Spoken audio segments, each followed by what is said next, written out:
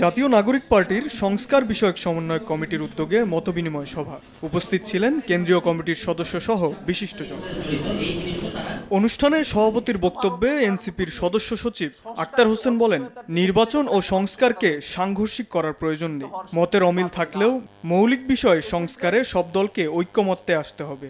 জামায়াত নেতা এটিএম আজহারের মুক্তিকে স্বাগত জানিয়ে ৭১-এ দলটির ভূমিকা জাতির কাছে স্পষ্ট করার আহ্বান জানান তিনি। সংস্কার এবং নির্বাচনকে মুখোমুখি দাঁড় করানোর কোনো অর্থ নেই। বাংলাদেশে নির্বাচন আবশ্যক এবং সেটা সংস্কার সমেত নির্বাচন। আজহার সাহেবের মুক্তির মধ্য দিয়ে একজন ব্যক্তি ন্যায় বিচার প্রাপ্তির ক্ষেত্রে তার যে অধিকার, সে অধিকার তিনি প্রাপ্ত হয়েছেন। জামায়াতে ইসলামী তাদের ঐতিহাসিক ভূমিকা এবং পক্ষাবলম্বনের যে দায় রয়েছে সেটাকেও জনগণের কাছে পরিষ্কার করতে হবে।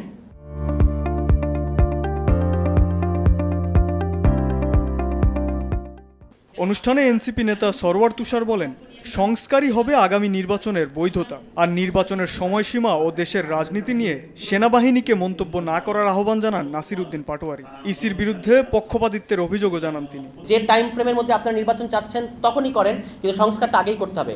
সংস্কারই হচ্ছে আগামী নির্বাচনের বৈধতা। সংস্কার ছাড়া আগামী নির্বাচন হবে স্রেফ প্রধান উপদেষ্টা যে একটা সবচেয়ে ভালো নির্বাচন করতে চেয়েছেন, উনি সবচেয়ে ভালো নির্বাচন করতে পারবেন না সংস্কার ছাড়া। বাংলাদেশের সেনাবাহিনী পলিটিক্সের মধ্যে নতুন করে একটি বয়ান জন্ম দিয়েছে। উনি বলেছেন ডিসেম্বরে নির্বাচন হতে হবে।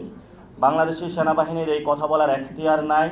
সেনাবাহিনীর ক্যান্টনমেন্টেই থাকুক। দ্বিকক্ষ সংসদ ব্যবস্থা সহ সংবিধান সংস্কার নিয়ে কথা বলেন বক্তারা। যেই রাষ্ট্র একটা চেম্বারকে এখনো ফাংশনাল করতে পারে নাই, যেই দেশে এখনো ১০০ জন ভালো মেম্বার অফ পার্লামেন্ট হয় নাই, সেই রাষ্ট্রে আপনি দুইটা চেম্বার কিভাবে মেনটেন করবেন?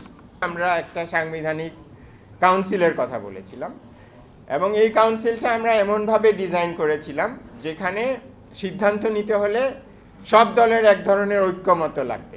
বিদ্যমান রাষ্ট্র ব্যবস্থা বজায় রেখে নির্বাচনে গেলে অতীতের চেয়ে বড় স্বৈরাচার দেশে আবির্ভূত হবে বলেও শঙ্কা জানান এনসিপি নেতারা।